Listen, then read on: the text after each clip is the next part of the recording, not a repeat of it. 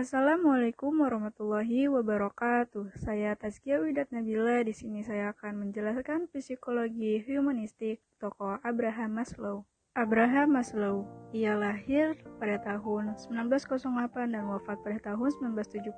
Ia disebut sebagai penggerak utama dalam perkenalkan pendekatan ini. Ia adalah seorang tokoh besar dalam psikologi humanistik Amerika. Pandangan Maslow didasarkan pada kerangka motivasional yang berisi suatu hierarki kebutuhan dari tingkat biologis primitif hingga ke pengalaman kesejatian manusia. Contohnya kebutuhan fisiologis berupa rasa haus dan lapar harus dipenuhi sebelum memikirkan kebutuhan akan rasa aman. Proses pertumbuhan pribadi sepanjang rentang kehidupan melalui pemuasan kebutuhan progresif disebut sebagai aktualisasi diri oleh Maslow. Psikologi humanistik. Psikologi humanistik adalah kelompok teoretik psikologi Amerika yang mendukung beragam interpretasi kepribadian manusia. Istilah humanistik mencerminkan fokus pada penggambaran psikologi manusia dengan penekanan pada eksistensi dan variabilitas individual. Psikologi humanistik menekankan pertumbuhan individual untuk mencapai pengalaman realisasi total. Potensi sumber daya pribadi yang sangat besar. Psikologi humanistik utamanya merupakan penerapan klinis psikologi individual. Sekian yang dapat saya sampaikan. Kurang lebihnya mohon maaf. Wassalamualaikum warahmatullahi wabarakatuh. Assalamualaikum warahmatullahi wabarakatuh. Perkenalkan, saya Yasmin Putri Irawan dari kelompok 5. Di sini saya akan menjelaskan tentang salah satu tokoh dari psikologi humanistik, yaitu Rollo May. Rollo lahir pada 21 April 1909 di Ada, Ohio. Ia mengalami masa kesulitan ketika orang tuanya bercerai dan saudara perempuannya didiagnosis menderita skizofrenia. Ia kuliah di Michigan State University dengan mengambil jurusan bahasa Inggris, dan ia menjadi menteri kongregasional pada tahun 1938. Kemudian ia menjadi pendeta selama 2 tahun dan mulai belajar psikologi dan psikoanalisis saat bekerja sebagai konselor untuk siswa laki-laki di City College, New York. Karya-karya Rollo May. Yang pertama ada Love and Will, Man's Search for Himself, The Meaning of Anxiety, The Discovery of Being, Freedom and Destiny, Psychology and the Human Dilemma, Power and Innocence, The Cry for Might, The Art of Counseling, dan My Quest for Beauty. Pemikiran terhadap psikologi humanistik. Konsep dasar eksistensialisme. 1. Mengada dalam dunia atau being in the world. Menurutnya, orang mengalami 3 stimulan dalam diri mereka. Yang pertama, wealth, atau lingkungan di sekitar kita tidak ada di dunia objek dan benda, dan akan tetap eksis sekalipun manusia tidak menyadarinya. Yang kedua, wealth, yaitu hubungan kita dengan orang lain. Manusia yang bersosialisasi hendaknya harus berhubungan dengan orang lain sebagai manusia, bukan sebagai benda. Yang ketiga, eigenwelt, yaitu mengacu kepada hubungan seseorang dengan dirinya sendiri. Ini adalah sebuah hubungan yang jarang dieksplorasi para teoretik kepribadian. Hidup dalam eigenwelt berarti menjadi sadarkan diri sebagai makhluk manusia dan memeluk siapa diri kita saat berhubungan dengan dunia benda dan dunia manusia. 2. Ketidakberadaan. Pemikiran-pemikirannya diantaranya kecemasan, rasa bersalah, intensionalitas, kepedulian, cinta, keinginan, dan kebebasan. Implikasi bagi konseling.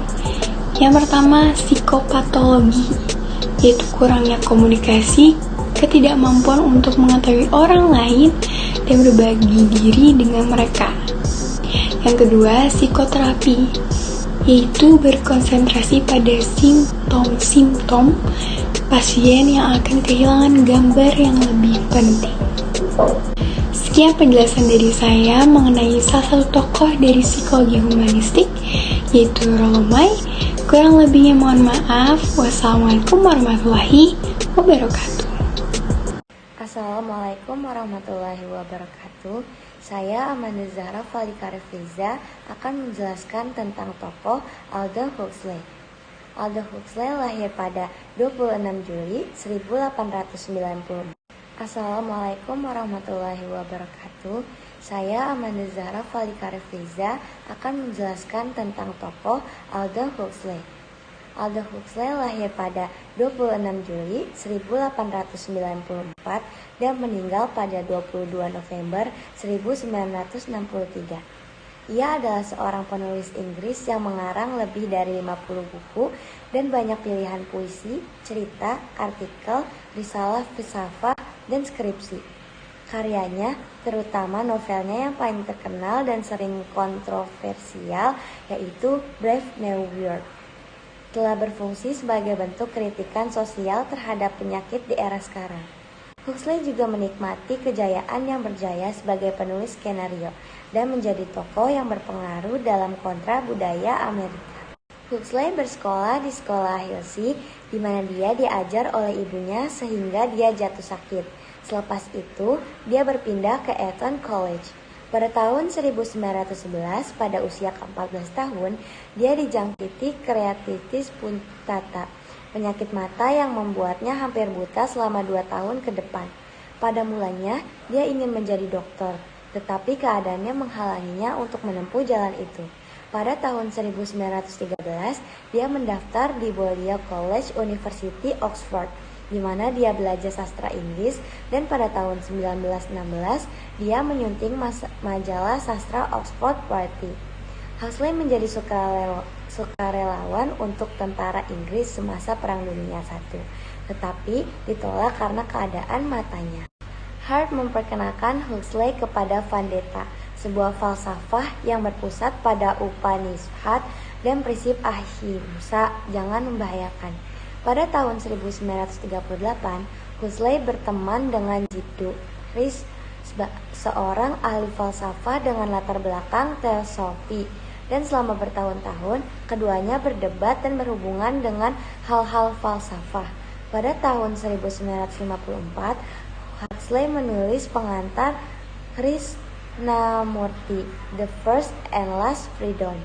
Aldous Huxley adalah tokoh polarisasi yang kedua-keduanya dipuji sebagai pembebas pikiran modern dan dikutuk sebagai pemikiran bebas yang tidak bertanggung jawab dan pertunjukan yang tidak bertanggung jawab.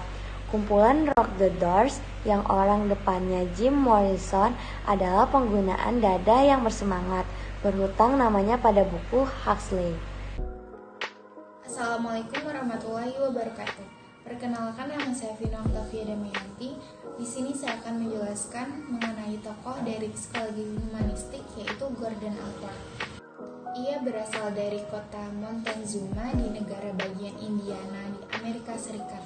Ia dilahirkan pada 11 November 1897 dan meninggal pada 9 Oktober 1967 di Cambridge, Massachusetts.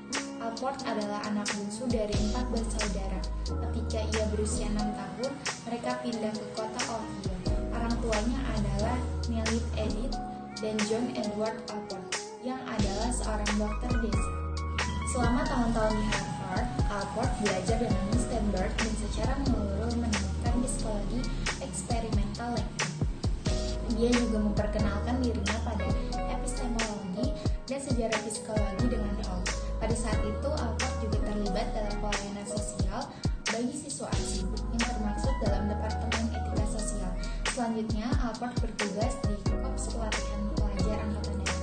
Pada tahun 1922, ia menerima gelar PhD di bidang psikologi dan tesisnya didedikasikan untuk sifat kepribadian, tema yang akan menjadi dasar karir profesionalnya. Teori kepribadian Gordon Allport dapat diklasifikasikan dalam beberapa sistem psikologi, tetapi di sini digolongkan sebagai psikologi humanistik. Karena Allport, terutama di kemudian hari dalam karirnya, mengajukan kerangka kerja yang pada intinya konsisten dengan basis eksistensial dengan gerakan mazhab ketiga. Dalam studinya tentang kepribadian, Allport membedakan antara pendekatan ideografis yang menekankan pada individu serta variabilitas atau keunikannya, dan pandangan nomotetik yang menekankan pada kelompok dan meminimalkan perbedaan individual. Konsep Allport tentang niat dalam kepribadian adalah yang paling menunjukkan kesamaan dengan pandangan eksistensial fenomenologis. Konstruk ini terdiri dari aspirasi dan harapan masa kini dan masa depan yang ditetapkan secara individual. Dalam teori kepribadian Allport, niat berperan dalam proses pertumbuhan berkelanjutan menuju kemenjadian. Lebih jauh, niat memberikan keutuhan bagi ego yang menghasilkan perkembangan upaya pribadi, rasa individualitas, dan pencapaian pengetahuan diri. Sekian dari saya, maaf jika ada kesalahan penyampaian. Kurang lebihnya mohon maaf. Wassalamualaikum warahmatullahi wabarakatuh. Assalamualaikum warahmatullahi wabarakatuh. Perkenalkan, nama saya Firzi Maharani Andrika dari kelompok 5. Kali ini saya akan menjelaskan tentang tokoh psikologi humanistik yaitu David Mills. David Mills adalah hakim Mahkamah Agung Kanada. Ia mulai menjabat sebagai hakim di mahkamah tersebut pada tanggal 8 Februari 1902. Masa baktinya sebagai hakim berakhir pada tanggal 8 Mei 1903. Ia lahir pada 20 November 1961 di Washington, Amerika, dan meninggal pada tanggal 30 Maret 2010 di New Orleans, Amerika. David Mills adalah seorang jurnalis Amerika, penulis dan produser program televisi. Dia adalah produser eksekutif dan penulis miniseri HBO, The Corner, dan dia 2 Emmy Awards dan pencipta, produser eksekutif dan penulis miniseri NBC Kingdom.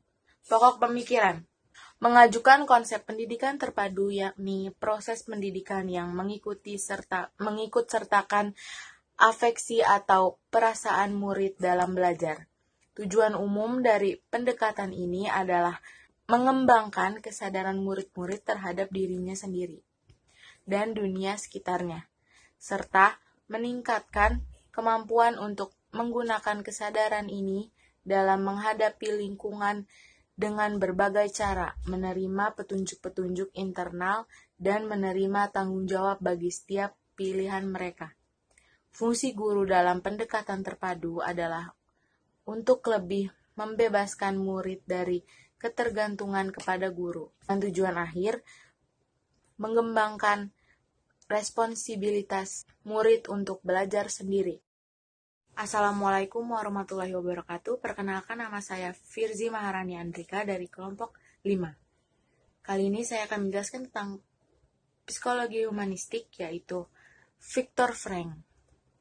Viktor Frankl lahir pada tanggal 26 Maret 1905 dan meninggal pada tahun 1997 di Vienna, Austria.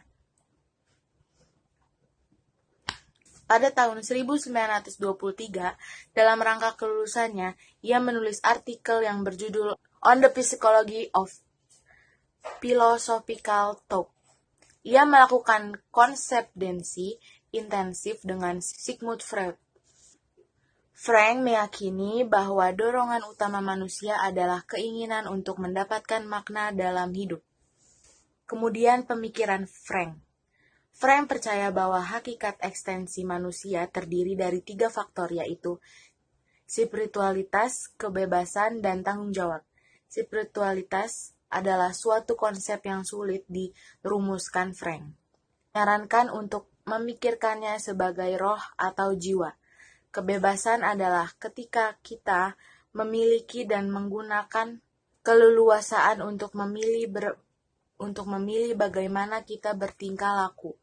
Jika menjadi sehat secara psikologis, orang yang tidak mengalami kebebasan adalah mereka yang berprasangka karena kepercayaan akan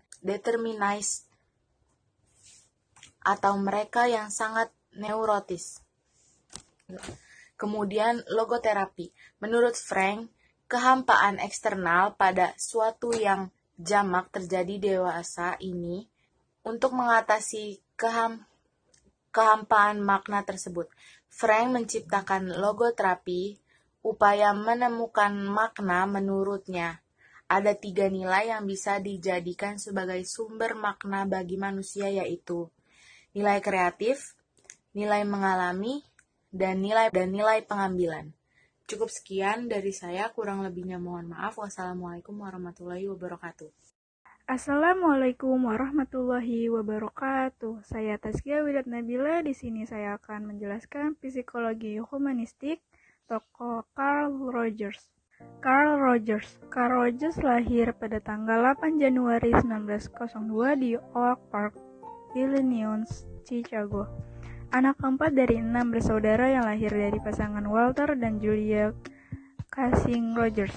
Pada tahun 1928, ia memperoleh gelar master di bidang psikologi dari Columbia University dan kemudian memperoleh gelar PhD di bidang psikologi klinis pada tahun 1931. Rogers mungkin merupakan humanistik yang paling populer. Tulisan-tulisannya tentang penerapan klinis banyak dikagumi. Pemikiran Rogers, terapi klien Kinter yang dikembangkannya menyatakan bahwa terapis harus membangun hubungan yang sangat pribadi dan subjektif dengan klien dan bertindak bukan sebagai ilmuwan atau dokter, melainkan sebagai seseorang yang berinteraksi dengan orang lain. Pandangan-pandangan Rogers tentang kepribadian pada dasarnya bersifat fenomenologis, dalam arti ia memfokuskan pada diri yang menjalani pengalaman. Sekian yang dapat saya sampaikan. Kurang lebihnya mohon maaf. Wassalamualaikum warahmatullahi wabarakatuh. Assalamualaikum warahmatullahi wabarakatuh. Perkenalkan, saya Yasmin Putrawan dari kelompok 5.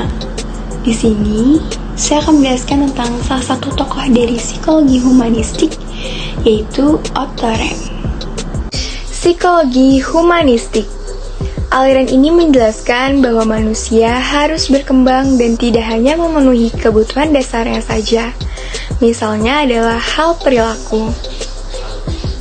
Metode yang dipakai adalah life history atau riwayat hidup, di mana berusaha memahami manusia dari riwayat perjalanan hidupnya yang memiliki keunikan masing-masing di setiap individu. Aliran ini juga mengakui pentingnya kebebasan personal dan tanggung jawab dalam mengambil keputusan untuk keberlangsungan hidupnya. Manusia hidup untuk berkembang dan berusaha memenuhi aktualisasi diri dan mengembangkan potensi diri. Ia lahir pada 22 April tahun 1884 di kota Wina, Austria. Ia adalah seorang psikoanalisis dan psikoterapis Austria yang merupakan salah satu murid pertama Sigmund Freud, yang dengannya ia menjabat sebagai sekretaris masyarakat rahasia Freud sejak 1908 dan bekerja dengannya hingga tahun 1924. Dia juga merupakan editor 2 jurnal penting tentang psikoanalisis dan juga menjabat sebagai profesor dan penulis. Dari Otto Rank. Otto Rank adalah salah satu pengikut pemikiran psikoanalisis yang paling penting. Namun, beberapa kemudian ia menjadi pembangkang terhadap teori-teori Freudian karena ia tidak berbagi beberapa prinsip dasarnya. Karya-karya Rank diterima dengan sangat baik oleh gerakan psikoanalitik. Namun, meskipun sedikit demi sedikit dia memberikan petunjuk kemana idenya menuju, itu dengan trauma kelahiran dengan mana ia akhirnya menjauh dari psikoanalisis Freud. Dia menerbitkan beberapa karya yang dipuji oleh gerakan psikoanalitik, seperti mitos tentang kelahiran pahlawan yang diterbitkan pada tahun 1909.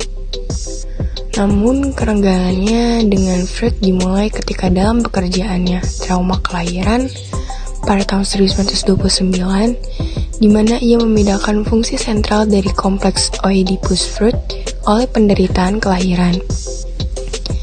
Rank tumbuh dalam keluarga yang disfungsional. Orang tuanya adalah Caroline Fleischner dan Simon Rosenfeld. Ia tidak pernah rukun dengan ayahnya, karena ayahnya adalah pecandu alkohol dan sangat kejam.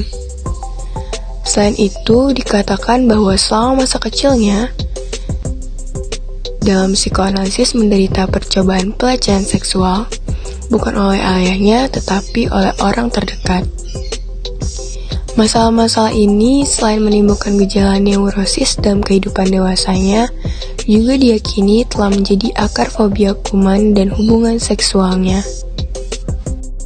Di sisi lain, trauma ini di masa kecilnya membantu Rank untuk mengabaikan teorinya tentang peran ayah dalam pekerjaan trauma kelahiran. Suasana kekerasan keluarga ini juga membawa masalah harga diri Rank. Dia merasa seperti anak yang tidak menarik dan juga menderita rematik. Awal dari karirnya pada tahun 1904, Rank menjadi tertarik pada psikoanalisis. Sampai saat itu ia memiliki pendidikan otodidak. Dia sangat cerdas dan memiliki keinginan besar untuk pengetahuan. Pada tahun itu dia membaca interpretasi mimpi Sigmund Freud, dan pada tahun 1905 ia bertemu dengan bapak psikoanalisis. Pada 1912 ia memperoleh gelar doktor di Universitas di Wina. Pada saat itu ia sudah memberikan beberapa karya sastra sebagai artis, alasan incest dalam puisi, legenda, dan mitos tentang kelahiran pahlawan.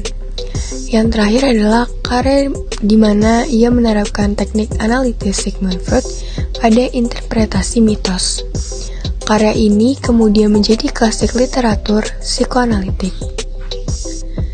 Setelah lulus pada 1912, ia bekerja sama dengan Hans Sachs mendirikan jurnal internasional psikoanalisis Imago, yang merupakan publikasi yang berspesialisasi dalam penerapan psikoanalisis pada seni. Sekian penjelasan yang dapat saya sampaikan tentang salah satu tokoh dari psikologi humanistik, yaitu Abraham. Kurang lebihnya mohon maaf. Wassalamualaikum warahmatullahi wabarakatuh. Assalamualaikum warahmatullahi wabarakatuh. Perkenalkan, nama saya Vina Octavia Damayanti. Di sini saya akan menjelaskan mengenai psikologi humanistik dan juga tokohnya, yaitu Charlotte Buller. Psikologi humanistik bersama dengan Abraham Maslow dan Carl Roger Buller membantu mengembangkan psikologi humanistik. Berbeda dengan psikologi tradisional dan behaviorisme, psikologi humanistik menekankan dorongan manusia yang kuat menuju aktualisasi diri. Hal ini terjadi melalui proses perkembangan yang menuntut terpenuhnya kebutuhan dasar seseorang sebelum dapat mengaktualisasi diri. Prinsip inti psikologi humanistik yang pertama, keberadaan manusia terjadi dalam konteks manusia yang unik serta dalam ekologi kosmik yang lebih besar. Kedua, manusia memiliki kehendak bebas yang membawa serta tanggung jawab. Ketiga, manusia sama-sama sadar diri dan sadar akan kesadaran ini. Ini adalah fitur kunci dari kesadaran. Yang keempat, manusia memiliki niat dan tujuan dan sadar bahwa mereka dapat mengubah peristiwa masa depan. Kreativitas dan pencarian makna dan nilai memainkan peran kunci dalam kehidupan manusia. Yang kelima, manusia lebih besar dari jumlah bagian-bagiannya. Psikologi humanistik adalah filosofi yang secara eksplisit anti-reduksionis. Charlotte Buller adalah seorang psikolog abad ke-20 yang mempelopori bidang psikologi perkembangan dan yang membantu mengembangkan bidang psikologi humanistik. Charlotte Buller lahir di Berlin pada tahun 1893, anak pertama dari dua bersaudara. Dia menerima gelar sarjana dari Universitas Berlin. Untuk studi pasca sarjana, dia belajar di Universitas Munich, di mana ia bertemu Kurt Buller. Keduanya menikah pada tahun 1916 dan dia lulus summa cum laude dengan gelar PhD pada tahun 1918. Buller dan suaminya kemudian pindah ke Dresden, di mana mereka mulai mengajar di Universitas Teknik Dresden. Perspektif Charlotte Buller tentang perkembangan menekankan bahwa pertumbuhan yang sehat adalah tujuan psikologis.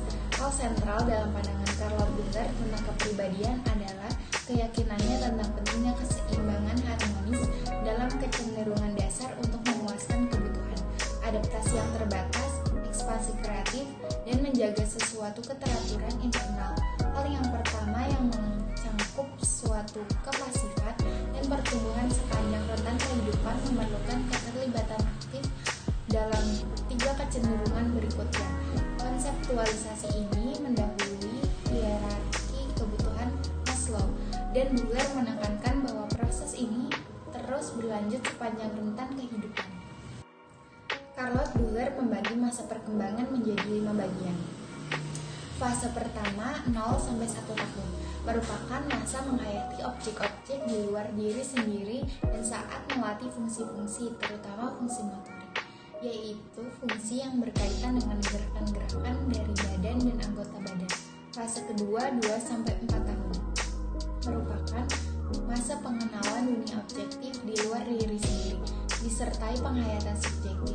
Anak tidak mengenal dunia luar berdasarkan pengalaman objektif, melainkan memindahkan keadaan batinnya pada benda-benda di luar dirinya.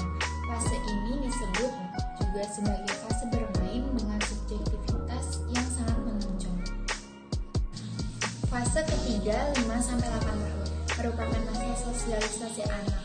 Anak mulai memasuki masyarakat luas, misalnya taman kanak-kanak, pergaulan dengan teman-teman sepermainan, dan sekolah rendah. Anak juga mulai belajar mengenal sekitar secara objektif, serta mulai belajar mengenal arti presentasi pekerjaan dan tugas-tugas kewajiban. Fase keempat 9-11 tahun merupakan masa sekolah rendah. Pada periode ini anak mencapai objektivitas tertinggi. Periode ini juga merupakan masa pementasan dan penimbunan tenaga untuk berlatih, menjelajah, dan bereksplorasi. Fase kelima 14-19 tahun merupakan masa tercapainya sintesi antara sikap ke dalam batin sendiri serta sikap keluar kepada dunia objektif. Pada masa ini subjektivitas anak dilakukan secara sadar. Assalamualaikum warahmatullahi wabarakatuh. Perkenalkan, nama saya Amanda Zara Falika Refliza. Saya hari ini akan menjelaskan tentang tokoh Arthur Wright Combs. Arthur Wright Combs lahir pada tanggal 3 Juni 1912 di Newark, New Jersey, dan meninggal pada 21 Maret 1999. Ayahnya bernama Arthur Wright, seorang dokter hewan. Ibunya bernama Charlotte Phelps Combs. Menikah dengan Milt Janet Nichols pada tanggal 23 September 1934. Setelah lulus dari sekolah menengah pada tahun 1930, Combs kuliah di Cornell University dengan jurusan pertanian ilmiah. Selama lulus di kuliah di Ohio State University, Combs bekerja dengan Carl Rogers yang menjadi mentor dan teman terkemuka.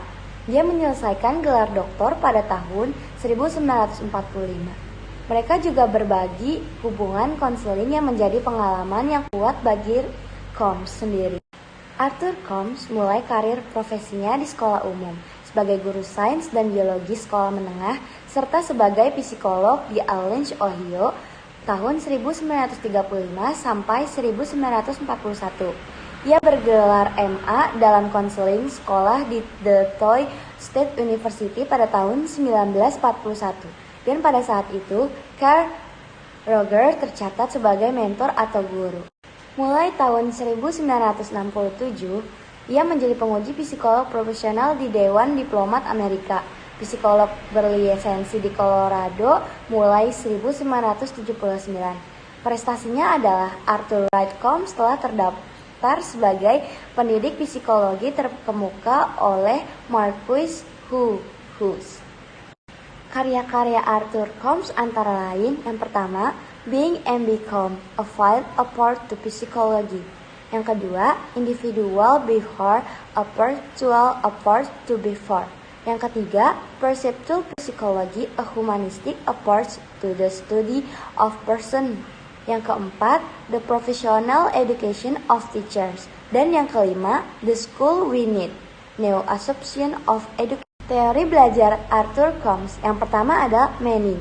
Arthur Combs mengemukakan konsep meaning, makna atau arti dalam proses belajar.